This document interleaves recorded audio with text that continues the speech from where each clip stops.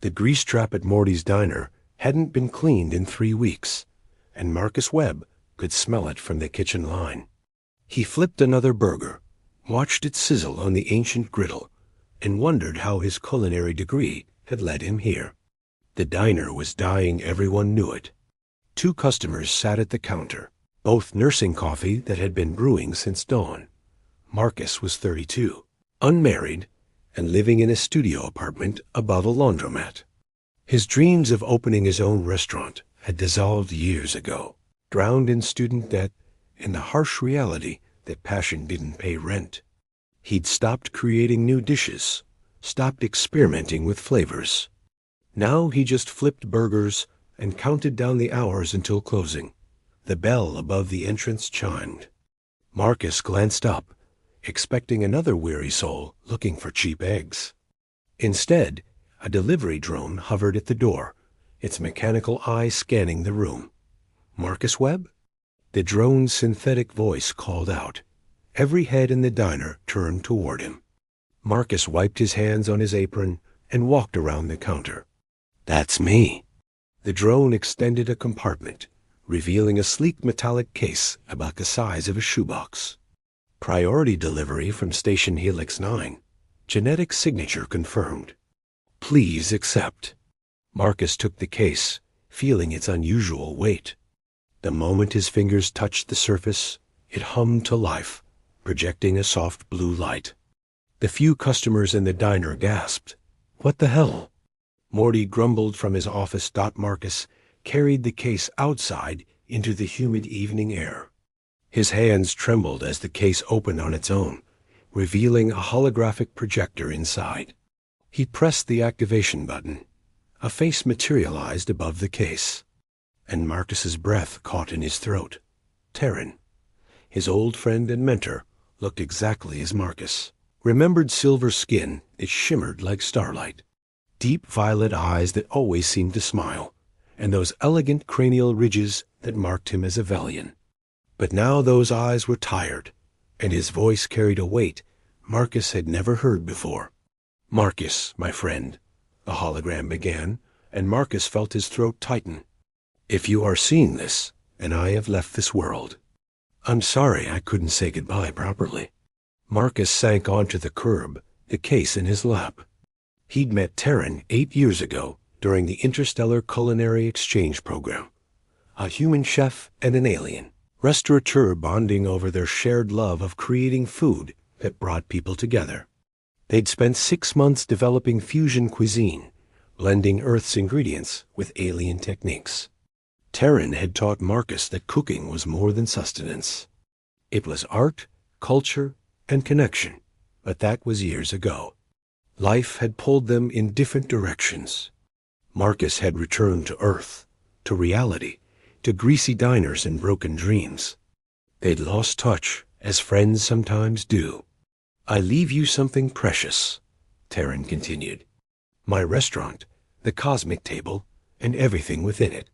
You are now the legal owner, Marcus. I trust you with this because I know your heart.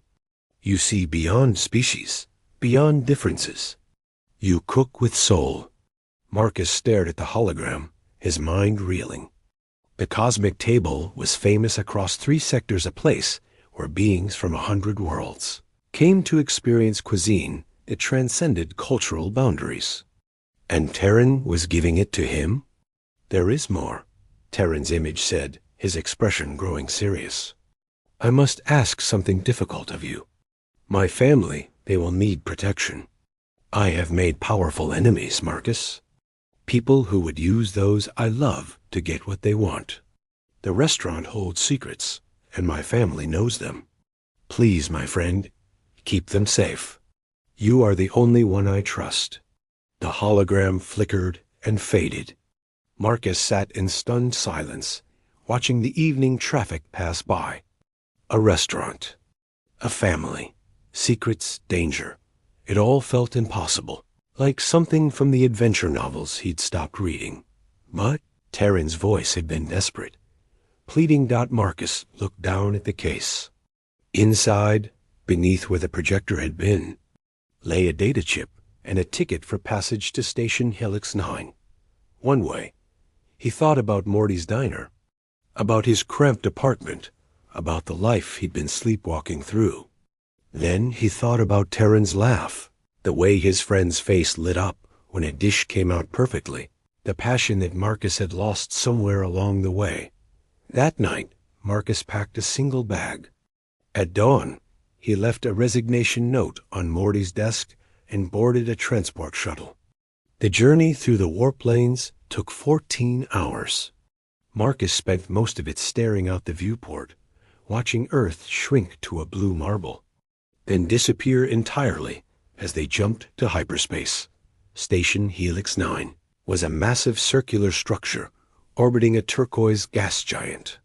As the shuttle docked, Marcus could see the station's gardens through the transparent sections of the hull. Actual trees and flowing water suspended in space. Surrounded by the void, the station's interior was breathtaking. The corridors were wide and filled with beings from across the galaxy. Marcus saw towering insectoids, aquatic species in mobile water tanks, crystalline entities that chimed as they moved, and dozens of species he couldn't even classify. The air smelled of exotic spices and ozone and something floral he couldn't identify. Following the map that had come with Terran's message, Marcus made his way through the commercial sector. And then he saw it. The cosmic table stood at the intersection of 3 major thoroughfares, its entrance marked by a stunning arch of twisted metal that seemed to flow like liquid frozen in time. Bioluminescent vines grew around the doorway, pulsing with soft rainbow colors. Through the windows, Marcus could see elegant tables, floating light fixtures, and walls that displayed slowly shifting Nebula. His restaurant now. The thought was surreal. Marcus placed his palm on the entrance scanner. The door recognized his genetic signature and slid open with a musical chime. The interior took his breath away. Terran had always had exquisite taste, but this was something else entirely. The dining room was a perfect blend of warmth and sophistication. The open kitchen gleamed with equipment Marcus had only dreamed of using. Holographic menus drifted through the air like gentle snow. But the space was empty, silent except for the soft hum of environmental systems. Marcus walked to the main prep station, running his hand along the smooth counter. He could almost see Terran standing there, his long fingers dicing vegetables with impossible precision, laughing at some joke Marcus had made. "I wish you were here to show me how to run this place," Marcus whispered to the empty room. The lights flickered. A cool breeze swept through the space, though Marcus knew the environmental controls shouldn't allow for drafts. He turned toward the entrance. The door was opening. A figure stood silhouetted in the archway, a woman, tall and slender, with the same shimmering silver skin as Terran. Her hair was long and dark, shot through with threads of luminescence that caught the light. She wore simple traveling clothes, but carried herself with elegant grace. In her arms, she held a small child, a little girl with wide violet eyes that peered at Marcus with a mixture of curiosity and fear. The woman's eyes met Marcus's, and he saw exhaustion there, and grief, and something like desperate hope. "Marcus Webb?" she asked, her voice soft and melodic, accented in the way Terran's had been. "Yes," Marcus managed. "I'm Marcus." She stepped inside, and he could see now that her hands were shaking. The little girl buried her face in her mother's shoulder. "My name is Nyala," the woman said. "This is my daughter, Kess." She paused, and her voice broke slightly. "Terran was my husband. He told us that if anything happened to him, we should find you. He said—" She stopped, taking a shaky breath. "He said you would protect us." Marcus felt the world tilt. Wife, daughter. Terran had never mentioned them, had never even hinted at having a family. But looking at them now, he saw the truth in the little girl's face, in the shape of her eyes and the pattern of her skin. "Please," Nyala whispered. And now Marcus could see tears forming in her violet eyes. We have nowhere else to go. There are people hunting us. Dangerous people. Terran died protecting what he knew, and now they want to use us to find it. You're human. They can't read your mind like they can ours. You're our only hope. The little girl Kess turned her face toward Marcus. She looked so small, so vulnerable. Her voice was barely a whisper. Papa said you make people feel safe with your food. He said you have a kind heart. Marcus stood frozen, his mind racing. This morning, he'd been flipping burgers in a dying diner. Now he was standing in an alien restaurant he owned, being asked to protect a family he didn't know from dangers he didn't understand. Every logical part of his brain screamed to refuse, to send them away, to return to Earth where things made sense.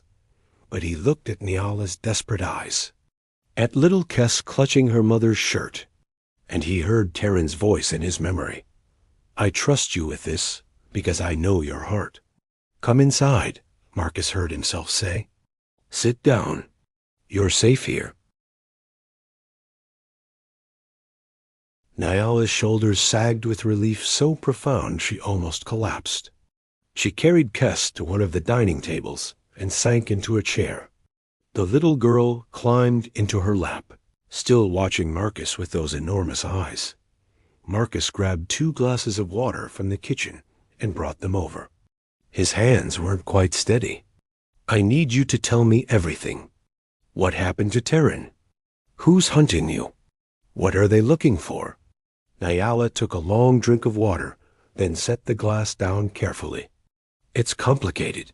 Terran discovered something evidence of corruption and crimes committed by the Vorantine Syndicate. They're a criminal organization that operates across multiple sectors.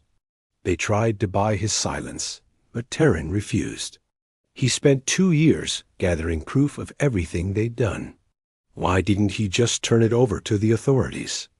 The Syndicate has infiltrated many official systems. Terran needed to find someone incorruptible, someone they couldn't manipulate or control. Nyala's eyes met his. Someone human. Your species has a unique resistance to telepathic scanning. What you know, you can keep hidden. Marcus felt a chill run down his spine. Where is this evidence now? Kess stirred in her mother's lap.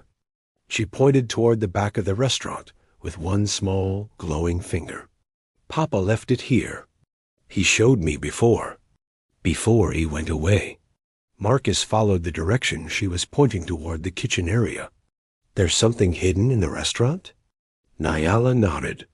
Terran designed this place with more than cooking in mind. He built in safeguards, hiding places. We can show you, but Marcus. She leaned forward urgently. The Syndicate knows we're connected to Terran. They've been tracking us since he died. We've been running for 3 weeks, barely staying ahead of them.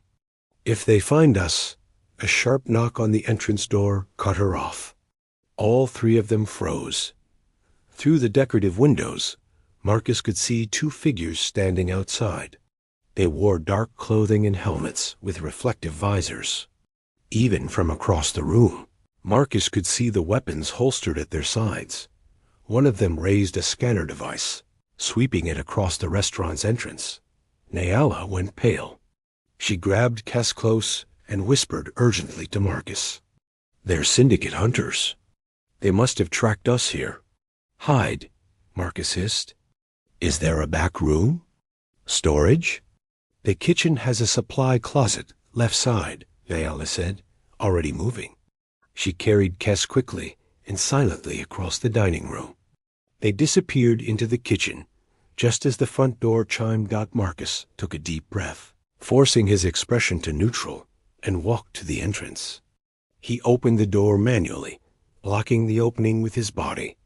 The 2 figures stood before him, their helmets making them look more machine than person. The taller one spoke, his voice filtered through a modulator. This establishment is now closed. We're conducting a search.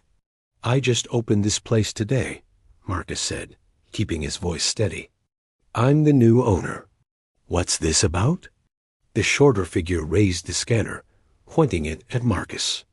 He felt a strange tingling sensation, like static electricity across his skin. "Human," the first figure observed. "Interesting. We're searching for two fugitives, a Velian woman and a child. Have you seen them?" Marcus met the reflective visor without blinking. Everything depended on this moment. "I've been alone here all day, just getting familiar with the equipment. I inherited this place from a friend who passed away." The scanner beeped. The shorter figure lowered it and shook his head at his partner. Marcus realized they'd been trying to read his mind, to detect lies. But it hadn't worked. The human resistance Nyala had mentioned was real. The tall figure studied him for a long moment. "If you see anything unusual, report it immediately to station security. The syndicate rewards cooperation." "Sure thing," Marcus said, his heart pounding. "I'll keep an eye out." They turned and walked away, their boots echoing down the corridor. Marcus waited until they rounded a corner before closing the door and engaging the lock. "Nyala? Kes?" "They're gone."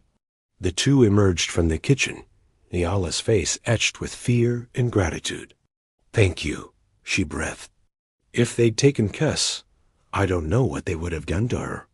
Kes wiggled down from her mother's arms and walked up to Marcus.